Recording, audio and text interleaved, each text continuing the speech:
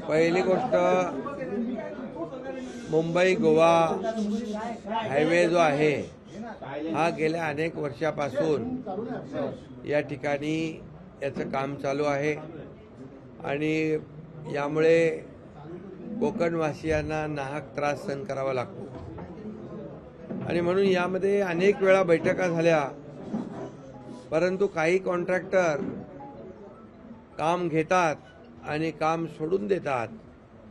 तशाच प्रकारचे इथं काम पाहिलं आपण. बायपासचं काम बंद आहे गेले अनेक 2-3 वर्ष. त्याचबरोबर आज गणपती उत्सवासाठी जे चाकरमानी कोकणामध्ये जाणार आहेत त्यांची गैरसोय होऊ नये म्हणून मी स्वतः या ठिकाणी आज पाहणीसाठी आलो. यामध्ये नॅशनल हायवे, स्टेट हायवेचे, PWDचे आणि त्याचबरोबर इतर जे आपल्या संस्था आहेत, या MSRDC असेल, अनेक लोक आहेत आणि त्याचबरोबर यासाठी या पावसामध्ये हे डांबर आणि पाऊस याचं जे काही विरोधाभास आहे त्यामुळे इथे जिओ पॉलिमर टेक्नोप्लास्ट अशा प्रकारचे एक मेथड आम्ही वापरलं. 1 तासामध्ये तो पूर्ण खड्डा पूर्ववत होऊन जातो आणि दुसऱ्या तासाला याच्यावरून ट्रॅफिक ट्रेलर आपण सोडू शकतो. त्याचबरोबर दुसरं आम्ही त्याच्यामध्ये एक आणखी DLC केलं आहे, ती एक टेक्नॉलॉजी या ठिकाणी वापरली. त्याचबरोबर रॅपिड ॲक्शन M60 ग्रेडचं एक मटेरियल आहे, ते टाकल्यानंतर त्याच्यावर रोलिंग केल्यानंतर ताबडतोब त्याच्यावरून गाड्या सोडता येतात. तेही मेथड या ठिकाणी वापरत आहेत. सगळ्यात महत्त्वाचं म्हणजे प्रिकास्ट पॅनल. जे प्रिकास्ट पॅनल बनवायलाच 15 दिवस, क्युरिंगसाठी 20 दिवस लागतात. म्हणजे एवढे दिवस तर आपण वाहतूक इथे मुंबई गोव्याची थांबू शकत नाही. म्हणून SMC कंपनीने मी सांगितल्यानंतर प्रिकास्ट पॅनल बनवून आणले ट्रेलरवर लोड करून. आणि आता आपण लोणेरेमध्ये आपण पाहिलं, लोणेरे तळेगावजवळ प्रिकास्ट पॅनल अंतरले आणि त्याच्यावरून आमच्या गाड्या आता आल्या, तुमच्याही त्याच्यावरूनच आलेल्या आहेत. तर हे प्रिकास्ट पॅनल ही 27 आणि 15 अशा एकूण 40 दिवसाचा पिरियड जो आहे तो वाचवला आणि तो तात्काळ या ठिकाणी आणून आपण ते प्रिकास्ट पॅनल अंतरल्यानंतर रोड तयार झालेला आहे. असे जवळपास 150 ते 200 प्रिकास्ट पॅनल तयार आहेत आणि त्या माध्यमातून देखील या जिथे मोठ्या प्रमाणावर खड्डे आहेत त्या ठिकाणी प्रिकास्ट पॅनलचा वापर होईल. आणि मी मगाशी म्हणालो M60 जे ग्रेड आहे विथ हार्डनर आणि ते जिओ पॉलिमर टेक्नो जो पॅच आहे या माध्यमातून हे रस्ते आपण करतोय. मला वाटतं की गणपतीच्या अगोदर मॅक्झिमम या ठिकाणी ही दुरुस्ती झाली पाहिजे. यासाठी डे नाईट वार फुटिंगवर ही सगळी टीम काम करेल. त्याला प्रायव्हेट ज्या आणखी काही कंपन्या आहेत त्या देखील मदत करतायत. मोठ्या प्रमाणावर टीम वर्क म्हणून या ठिकाणी आम्ही ते करून या कोकणवासियांना कशी यामधून दिलासा द्यायचा, त्यांची गैरसोय दूर कशी करायची यासाठी प्रयत्नशील आहोत.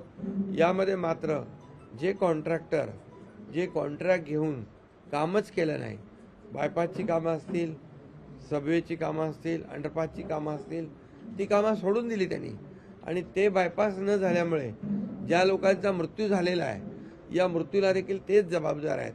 आणि म्हणून मी सांगितलंय फक्त टर्मिनेट करून चालणार नाही, ब्लॅकलिस्ट करून चालणार नाही, त्यांच्यावर FIR दाखल केला पाहिजे, गुन्हा दाखल केला पाहिजे, सदोष मनुष्यवधाचा गुन्हा दाखल केला पाहिजे आणि त्यांच्यावर कारवाई करून त्यांना जेलमध्ये टाकलं पाहिजे.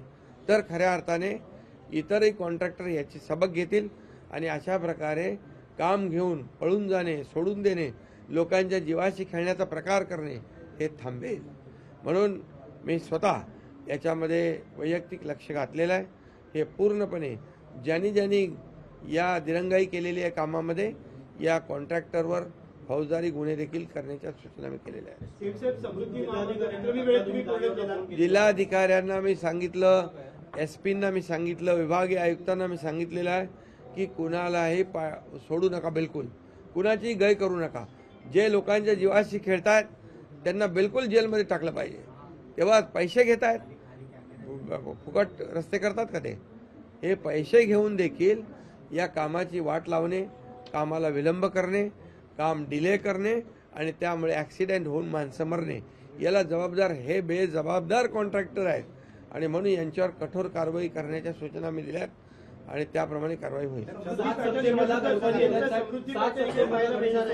समृद्धी महामार्ग विक्रमी वेळेत पूर्ण केला, तोच एकनाथ शिंदे पॅटर्न मुंबई गोवा महामार्गावर त्याचा पाहायला मिळतो. नाही बघा, तुम्ही प्रिकासचे पॅनल पाहिले नाहीत. अख्खा रस्ता त्याच्याने तयार होतोय. प्रिकास पॅनल आम्ही तिकडे बनवले आणि ते इथे येऊन फक्त लॉन्च केले, त्यामुळे रस्ता कंप्लीट तयार होतो. जसं आम्ही मुंबई नाशिक जो ठाणे नाशिक हायवे आहे तिथं देखील हीच मेथड वापरली. आज तुम्हाला फरक जाणवेल. नाशिकला 8-8 तास लागत होते, आज 3.5 तास लागतात ट्रॅव्हल टाईम. तर यामध्ये देखील आता पाऊस जोरात पडतोय म्हणून पावसामध्ये जे मटेरियल टिकेल ते आम्ही लावतोय आणि पावसानंतर हे सर्व रस्ते जे आहेत हे रस्ते युद्ध पातळीवर होतील, वेळेमध्ये पूर्ण होतील, अशा प्रकारची काळजी आम्ही घेऊ. 7 सप्टेंबर गणेशोत्सवाची सुरुवात होते, तत्पूर्वी संपूर्ण महामार्ग त्याची डागडुजी पूर्ण होईल का? म्हणून त्याच्यावर आम्ही जास्तीच्या टीम लावलेल्या आहेत. त्या टीम काम करतायत. इथे सर्व टीम मिळून एकत्र, कुणाचं काम आहे, नॅशनल हायवे आहे का PWDचं आहे असं बघायचं काम नाही. सगळ्यांनी एकत्र येऊन, आणि याच्यामध्ये अनेक लोक SMC सारखे आम्ही घेतले आहेत. आम्ही आमच्या प्रशांत ठाकूर असतील, आणखी काही जे या उद्योगामध्ये काम करतायत, तर त्यांना देखील आम्ही सांगितलं की तुमची मॅनपॉवर मशिनरी या ठिकाणी तुम्ही द्या आणि जेणेकरून जवळ याचं जे काही RMC प्लॅन्ट आहे तिथून हे RMC मटेरियल उचललं, त्यामध्ये हार्डनर मिक्स केला आणि बाकी जे काय त्याच्यामध्ये फायबर पण आहे, याचा टिकाऊपणा राहण्यासाठी या सगळ्या मेथडचा वापर केलेला आहे पहिल्यांदा. मालवणमध्ये दुर्घटना घडलेली आहे. छत्रपती शिवाजी महाराजांचा पुतळा जो आहे, विरोधक टीका करतात. सुप्रियाताईंनी ट्विट केले आणि म्हणाले की ठाण्यातल्या एका कॉन्ट्रॅक्टरला टीका केली. आता टीका करायला त्यांना काय वेळच वेळ आहे, त्यामुळे मी काय त्या टीकेकडे काही लक्ष देत नाही. फक्त एवढंच सांगतो, झालेली घटना अतिशय दुर्दैवी आहे. छत्रपती शिवाजी महाराज यांचं महाराष्ट्राचं आराध्य दैवत आहे आणि ज्या पुतळ्याचं लोकार्पण आदरणीय प्रधानमंत्री मोदीजींनी केलं होतं तो पुतळा, त्या कार्यक्रमाला आम्ही होतो. छत्रपती शिवाजी महाराज ही आमची अस्मिता आहे आणि हा पुतळा जो आहे हा नेव्हीने उभारला होता. त्याचं कंप्लीट डिझाईन नेव्हीने तयार केलं होतं आणि मी कलेक्टरशी बोलल्यानंतर त्यांनी मला सांगितलं 45 किलोमीटर पर आवर अशा प्रकारचा वारा, सुसाट्याचा वारा जो वोग होता आणि त्या याच्यामध्ये पुतळ्याचं नुकसान झालेलं आहे. पण मी आपल्याला सांगू इच्छितो, उद्याच तिथे नेव्हीचे अधिकारी येणार आहेत. आमचे पालकमंत्री रवींद्र चव्हाण देखील घटनास्थळी गेलेत. मी त्यांना सांगितले, सूचना केलेल्या आहेत आणि उद्या तात्काळ यामध्ये नेव्हीचे अधिकारी, आमचे अधिकारी हे छत्रपती शिवाजी महाराजांचा जो काही पुतळा आहे पूर्णाकृती, हा पुन्हा दिमाखामध्ये तिथं मजबूतीने उभा करण्याचं काम आम्ही करू.